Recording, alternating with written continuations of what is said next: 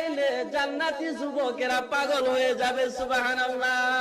সূরাতুন নাবার ভিতরে আল্লাহ রাব্বুল আলামিন বলেছেন ওই জান্নাতি হুরদের সৌন্দর্য এত বেশি হবে। আল্লাহ রাব্বুল আলামিন বলেন ওয়া কাওয়াইবা আতরাবা, জান্নাতি হুরেরা তারা সমবয়স্কা হবে।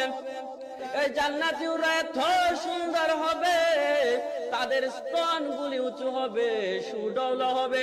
জান্নাতীরা ওয়া কাওয়াইবা, জান্নাতি হুরদের স্তনের দিকে তাকাইলে জান্নাতি যুবকেরা পাগল হয়ে যাবে। সুবহানাল্লাহ।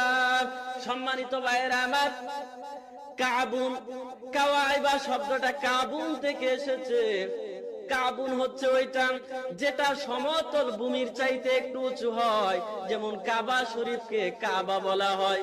কারণ হলো বন্ধু, কাবা শরীফটা সমতল ভূমি থেকে উঁচু হওয়ার কারণে আমরা তাকে কাবা বলি।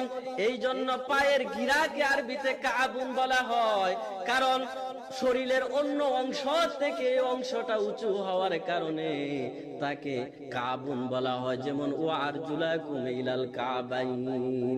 সম্মানিত ভাইরা আমার, কাবুন থেকে এসেছে কাইবাতুন শব্দের বহু বচন হচ্ছে কাওয়াইবা। আল্লাহ রাব্বুল আলামিন বলেছেন জান্নাতি হুরদের স্তনগুলা উঁচু হবে, সুদর্শন হবে, দেখতে মন চাইবে। কারণ হলো বন্ধু, আমরা দুনিয়ার জমিনের দিকে একটু লক্ষ্য করি।